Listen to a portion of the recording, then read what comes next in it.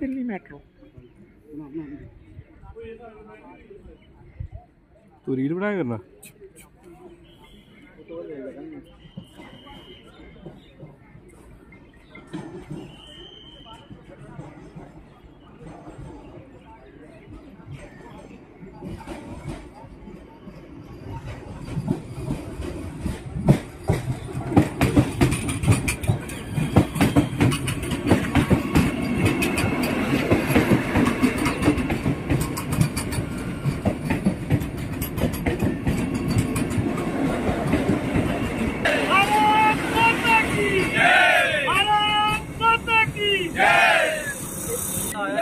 आप लिख रहे हैं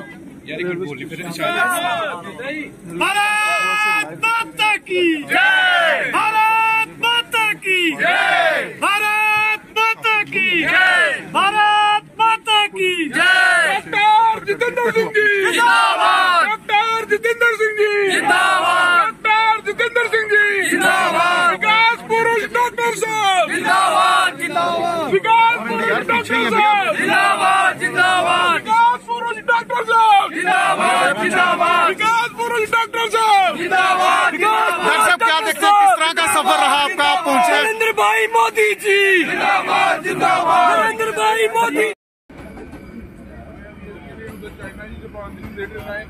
चाइना जबान चल रहा है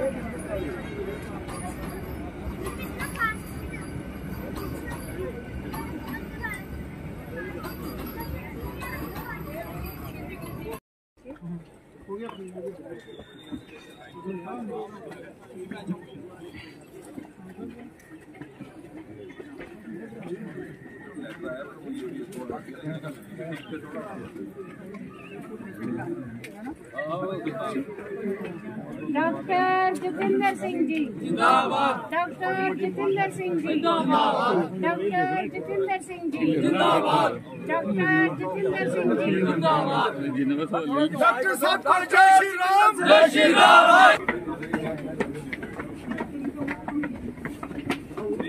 क्या नहीं तोड़ेंगे प्लीज धक्का नहीं मारा करो यार।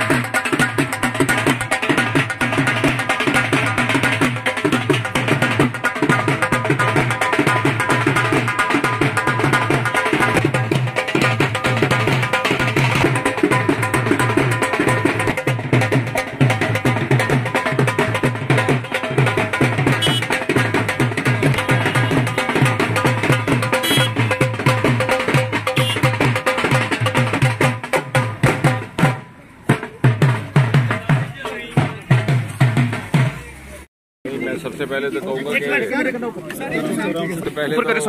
सबसे पहले तो बधाई के पात्र हैं सारे जम्मू कश्मीर वासी, इस क्षेत्र के वासी, जी। सबसे पहले तो बधाई के पात्र हैं जम्मू कश्मीर वासी, सारे क्षेत्र के वासी, और आभार प्रकट करना है प्रधानमंत्री जी नरेंद्र मोदी जी का। अयोध्या की पावन धरती से उन्होंने हमारे आस्था स्थल कटरा से दूसरी वंदे भारत को फ्लैग ऑफ किया। और आपको स्मरण होगा कि 2019 में जब ये कल्पना आई थी वंदे भारत एक्सप्रेस ट्रेन की, तो दूसरी वंदे भारत हमें कटरा में मिली थी, पहले वाराणसी। और जब दूसरी वंदे भारत देने का काम आया तो उसमें भी पहले ही फेज में कटरा को शामिल कर लिया गया। और आज ये जो सेरेमोनियल रन हुआ है, ये उन सभी स्टॉप से होकर के जा रहा है जो इसके प्लान में है। इसके बाद कुछ दिन के बाद ये विधिवत चलेगा, और ये नहीं है कि उसी दिन से या 3 दिन से ये कठुआ उधमपुर में रुकना शुरू हो जाएगा। ये रेकी रन है, ये अब इसका ये आकलन करेंगे कि कैसा टाइम रहेगा, कितना स्टॉप रहेगा, क्या फिजिबिलिटी रहेगी।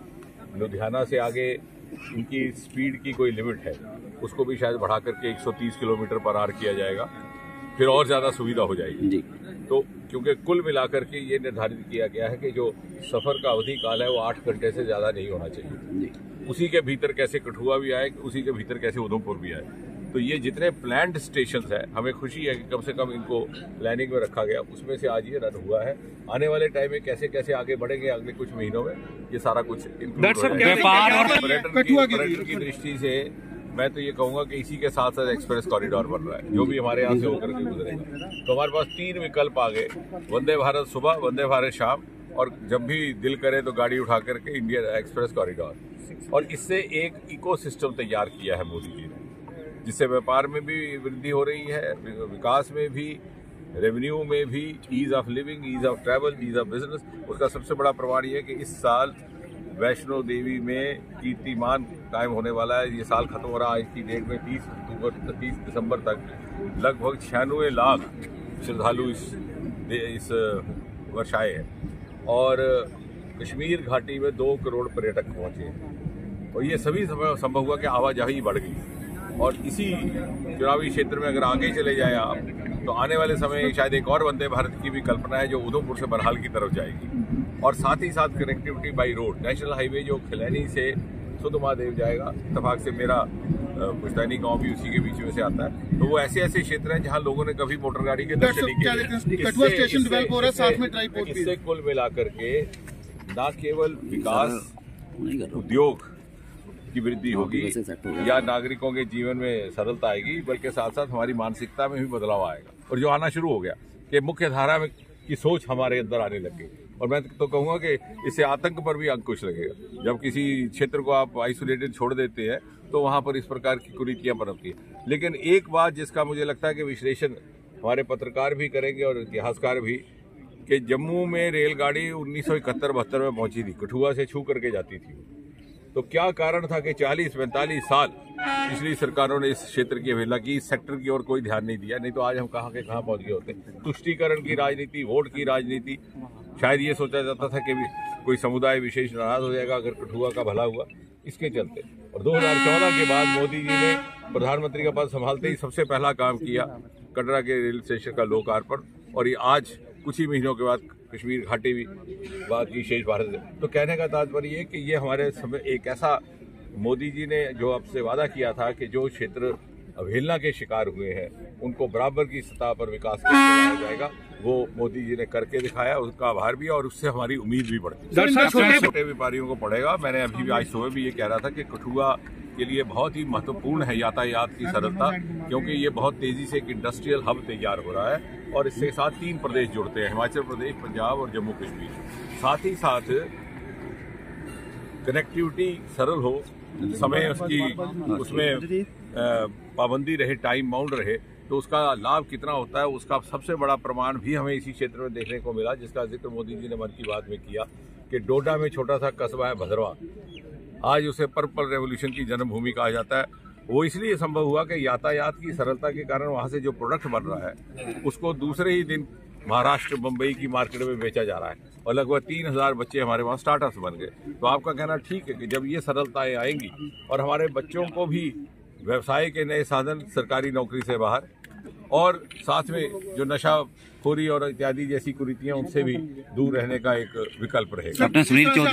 आज हम सब कठुआ निवासियों के लिए एक बड़ी गर्व की बात है, और ट्रांसपोर्टेशन के माध्यम से हिसाब से देखे जाए तो एक बड़ी सुविधा जो हम कठुआ के लोगों को मिली है कि वंदे भारत एक्सप्रेस है, जिसका पहले स्टॉपेज जो जम्मू था, और ये आज नई ट्रेन चली है जो कठुआ, जम्मू और माता वैष्णो देवी के लिए जो यात्री जाते हैं उनके लिए बड़ी सुविधा है, क्योंकि कठुआ एक अपना इंडस्ट्रियल हब है। काफ़ी लोगों का जहाँ से जो आना जाना रहता है दिल्ली, तो हम लोगों के लिए काफ़ी एक सुविधा रहेगी हम लोगों के लिए कि जिसको सुबह दिल्ली जाना वो सुबह बैठेगा ट्रेन में और शाम को दिल्ली पहुंच जाएगा। तो कहीं ना कहीं एक छोटा सा प्रयास था डॉक्टर जितेंद्र सिंह जी का, हमारे जो केंद्रीय मंत्री है, जिनकी बदौलत आज यहाँ पे ये ट्रेन रुकने जा रही है। क्योंकि हम देख रहे हैं कि वंदे भारत एक्सप्रेस जिस तरह से पूरे देश भर में एक अपना नाम, देश भी नहीं कहूँगा, पूरे विश्व में एक वंदे भारत एक्सप्रेस आज एक ब्रांड बन चुकी है अपनी फैसिलिटी को लेकर, अपनी सर्विसेज को लेकर। तो वही ट्रेन कठुआ में रुकेगी तो हम सब लोगों के लिए गर्व की बात है। और उससे पहले भी जब राजधानी एक्सप्रेस यहाँ पे कोरोना के बाद नहीं रुक रही थी, तभी डॉक्टर साहब ने इंटरवीन करके यहाँ पे राजधानी का जो स्टॉपेज है वो हुआ था। तो कुल मिलाकर देखा जाए तो एक हम लोगों के लिए एक सुविधा है, क्योंकि बड़े ही कम ऐसे लीडर्स होते हैं, खासकर जो एमपी या एमओ रैंक में बैठे हुए हैं, कि जो छोटी छोटी लोगों की ज़रूरतों को समझते हैं। लेकिन डॉक्टर साहब ने लोगों को, जो लोगों ने रिक्वेस्ट की, उस चीज़ को समझते हुए यहाँ पे ट्रेन रुक रही है, तो हम सब लोगों के लिए एक बड़ी अच्छी बात। और एक बार पुनः मैं अपनी तरफ से केंद्रीय मंत्री डॉक्टर जितेंद्र सिंह जी और देश के भावी प्रधानमंत्री नरेंद्र भाई मोदी जी का आभार प्रकट करना चाहता हूँ। जय हिंद, जय भारत।